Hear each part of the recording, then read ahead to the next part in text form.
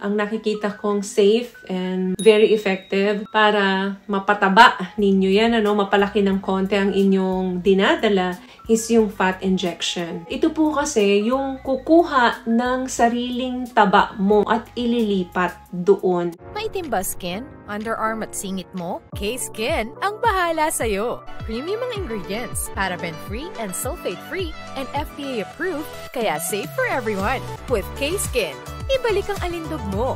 Huwag nang magpahuli.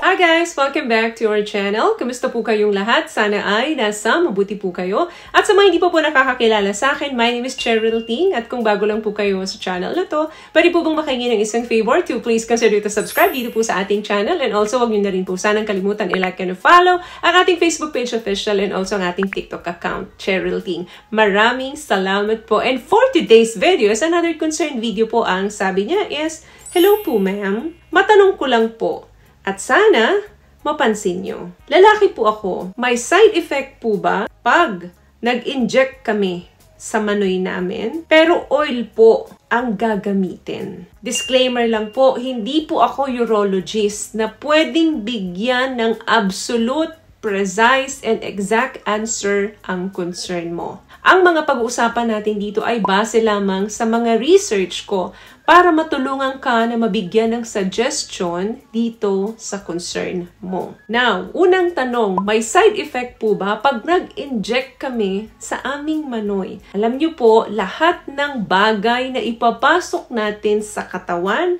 mapa-oral man ito, ininom natin, mapa-inject man ito, itinusok natin sa katawan natin, lahat po yan ay may side effect. Nakadepende nga lang kung paano magre-respond yung katawan natin dito sa side effect. Hindi porket naging okay kay A, meaning magiging okay din kay B. Nakadepende po kasi yan kung paano magre-react yung katawan natin. Kaya kinakailangan po palagi nating isinasuggest na kumonsulta muna sa mga eksperto.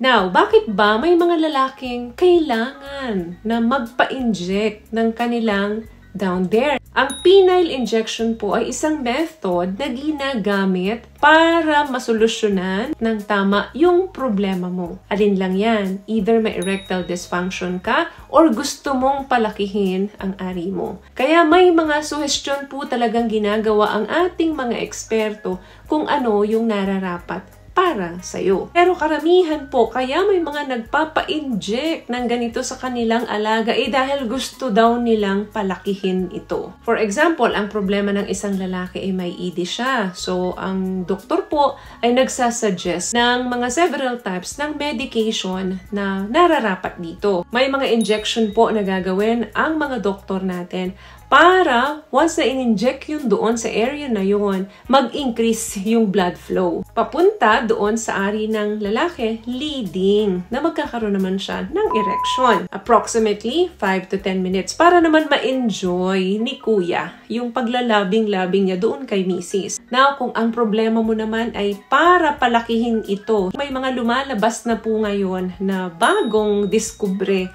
na pwedeng patabain or palakihin yung girth, yung circumference ng ari ng lalaki. According sa research, ito po ay hindi permanente. So meaning, sooner or later, babalik sa dati yung size, kaya kailangan i-refill pa. Yun nga lang, sa mga na-research ko, hindi ko po nabasa ang oil na katulad na na-mention ninyo. Possible na maging kurbado pa yung ari mo dahil baka may mga masirang tissue pa na pwedeng magdulot ng scar ito sa'yo kung bakit nagkakaroon ng balikong ari. Tingin ko lang ha, ang nakikita kong safe and very effective para mapataba ninyo yan, mapalaki ng konti ang inyong dinadala is yung fat injection. What I love about this product, itong No More Dark Secret ng K-Skin, bukod sa may advanced whitening na siya na kung saan pwede niyang matulungan na pumuti yung mga singit-singit mo, moisturizing, meron siyang anti-irritation, antibacterial, maintain healthy pH level. Hindi lang pambabae, meron din po tayong pang lalaki. Bakit? Ito po kasi yung kukuha ng sariling taba mo sa ibang parte ng katawan mo at ililipat doon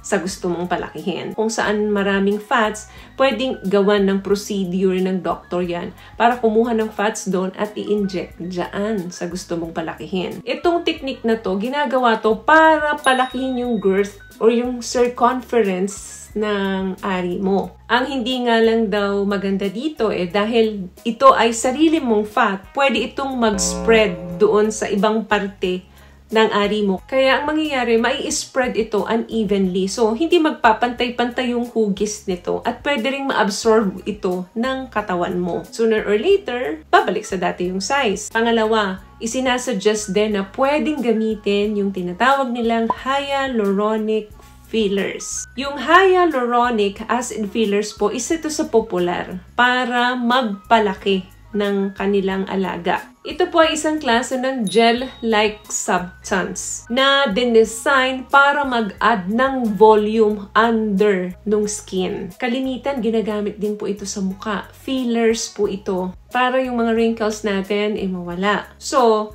yung hyaluronic acid fillers po, ini-inject yan doon sa alaga mo para magkaroon ng temporary na paglaki. Si Manoy, sabi nila, naglalast daw ito ng 6 months up to 1 year. So, kapag ganito, dapat ang pasyente daw kinakailangan pumunta 1 beses 1 taon para ma-refill ito. Another thing na sinasuggest nila, ito naman yung biostimulatory fillers. Pareho din po ito nung hyaluronic acid fillers. Kaya lang ang kagandahan dito, mas tumatagal ito compare doon sa hyaluronic acid fillers. Ini-encourage nito yung growth ng bagong collagen doon sa iyong alaga. So yung fillers na daw ito is nagpo-provide ng volume, meaning yung laki. At ini-encourage nito yung natural tissue growth nito within the penis. So may mga suggestion pa po sa mga research, pero itong tatlo na to, yung napili ko na parang safe.